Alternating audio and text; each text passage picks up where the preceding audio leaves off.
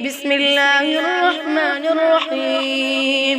الرحمن علم القرآن، خلق الإنسان علمه البيان. الشمس والقمر بحسبان، والنجم والشجر يسجدان.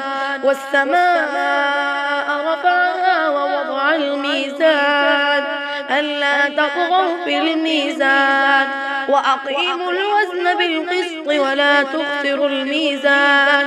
والأرض وضعها للأنام، فيها فاكهة والنخل ذات الأكمام، والحب ذو العصف والريحان. فبأي آلاء ربكما تكذبان؟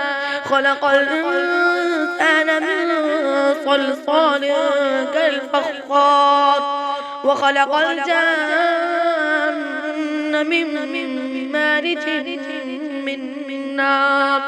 فبأي آلاء ربكما تكذبان؟ رب المشرقين ورب المغربين.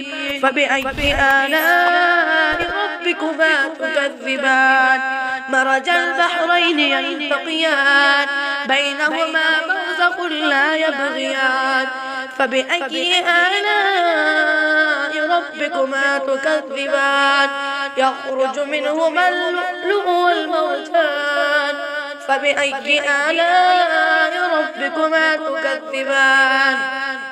وله الجوار المنشآت في البحر كالأعلام.